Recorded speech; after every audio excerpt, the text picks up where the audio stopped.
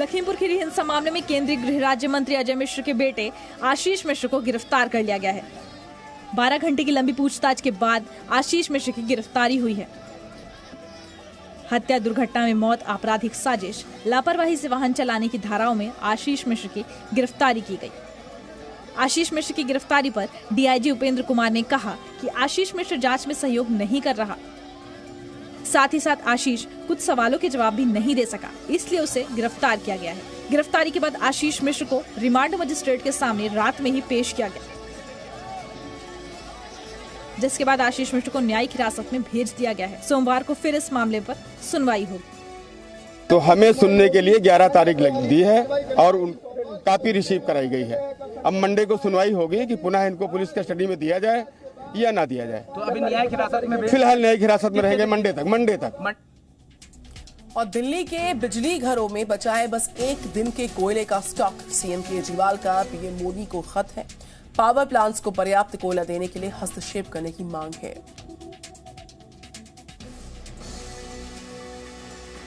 Corona महामारी के बाद अब देश में कोयले का संकट पैदा हो गया, जिसका सीधा असर बिजली उत्पादन पर पड़ रहा है। भारत में 70% बिजली का उत्पादन कोयले से होता है, लेकिन कोयले की डिमांड ज्यादा और इसकी सप्लाई कम है, जिसके चलते लोगों को आने वाले दिनों में बिना बिजली के रहना पड़ सकता है। दिल्ली एनसीआर में पावर कट की मार सबसे ज्यादा उन लोगों पर पड़ सकती है जो घर से ऑफिस का काम कर रहे हैं। राजधानी में बिजली संकट को दूर करने के लिए मुख्यमंत्री अरविंद केजरीवाल ने पीएम नरेंद्र मोदी को चिट्ठी लिखकर पावर प्लांट को पर्याप्त कोयला और गैस देने के मामले में दखल देने का अनुरोध किया है। पीएम मोदी को लिखी गई चिट्ठी में अरविंद केजरीवाल ने कहा कि 3 महीने से बिजली उत्पादन पर असर पड़ रहा है।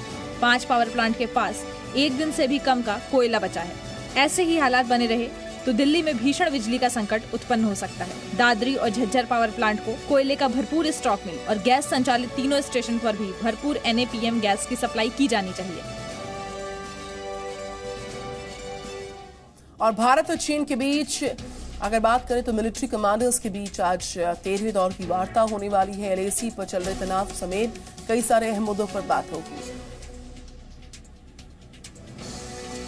पूर्वी लद्दाख सटे LAC पर तनाव खत्म करने के लिए भारत और चीन के मिलिट्री कमांडर्स के बीच 13वें दौर की बैठक आज होगी। ये PLA सेना के मोल्डो गैरिसन में होगी, जिसकी जानकारी आर्मी के सूत्रों ने दी। इससे पहले 31 जुलाई को भारत और चीन के बीच 12वें दौर की कॉर्प्स कमांडर लेवल की बैठक हुई थी। ये बैठक 9 घंटे तक चली, जो सुबह 10:30 बजे शुरू हुई और शाम 7:30 बजे खत्म हुई थी। ये बैठक ऐसे समय में होने जा रही है जब अरुणाचल प्रदेश में भी भारत और चीन की सेनाओं के बीच फेस ऑफ की खबर आई थी। भारत और चीन के बीच 12वें दौर की सैन्य वार्ता के बाद सेना ने कहा था कि बैठक के दौरान दोनों पक्ष मौजूदा समझौतों और प्रोटोकॉल के अनुसार बाकी मुद्दों को जल्दी हल करने पर सहमत हुए हैं। माना जा रहा है कि भारतीय सैन्य अफसर देवसांग डेमचोक के मुद्दों पर समाधान के लिए दबाव डाल सकते हैं। साथ ही अन्य विवादित क्षेत्रों से जल्द सेना पीछे हटाने की मांग कर सकते हैं। शाहरुख खान के ड्राइवर से 6 घंटे तक चली पूछताछ। एनसीबी ने ड्रग्स केस में किया था उसको समन।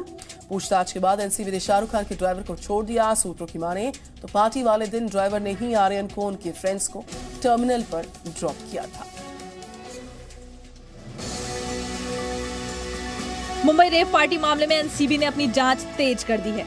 रोजाना इस मामले में नए खुलासों के साथ नए लोगों के नाम सामने आ रहे हैं और उन्हें पूछताछ के लिए एनसीबी दफ्तर बुलाया जा रहा है। शनिवार को भी एजेंसी ने बॉलीवुड एक्टर शाहरुख खान के ड्राइवर को समन जारी कर उसे पूछताछ के लिए अपने दफ्तर बुलाया, जहां करीब 6 घंटे तक उससे पूछताछ की गई और फिर उसे छोड़ दिया गया। जांच में सामने आया था कि आर्यन खान, अरबाज मर्चेंट, प्रतीक गाबा के साथ एक और शख्स आर्यन के बंगले मन्नत में एक साथ मर्सिडीज गाड़ी में निकले थे। ये सभी एक प्लान के तहत गए थे। एनसीबी इसी बात को पुख्ता करने के लिए ड्राइवर का बयान दर्ज कर रही है। इसके साथ साथ एनसीबी को आर्यन खान ड्रग्स मामले में बड़ी सफलता हाथ लगी है। अरबाज मर्चेंट के सप्लायर को एनसीबी ने गिरफ्तार कर लिया है। खार वेस्ट के मुर्गनचौल में रहने वाले शिवराज रामदास को मामले में गिरफ्तार किया गया है। ये इस मामले में 19वीं गिरफ्तारी है। हैदराबाद में आयकर विभाग की बड़ी कार्रवाई हुई। एक दवा कंपनी पर किया गया रेड और 142 करोड़ रुपए कैश सीज किया गया है। 1 मिनट में पूरी खबर पर नजर डालिए।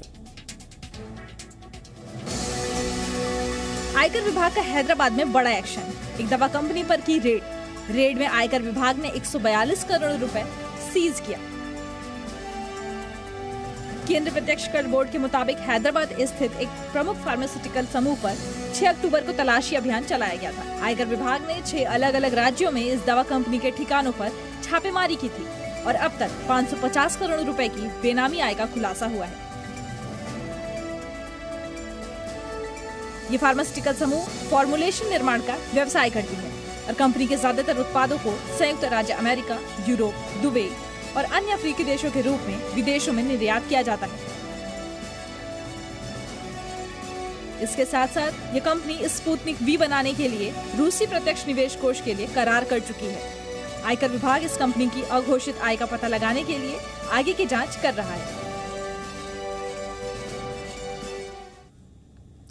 महाराष्ट्र में ट्रांसफर और पोस्टिंग से जुड़े तमाम कथित फोन टैपिंग केसेस में मुंबई पुलिस ने सीबीआई के डायरेक्टर सुबोध जायसवाल को भेजा है नोटिस। 14 अक्टूबर को पूछताछ के लिए हाजिर होने को कहा गया।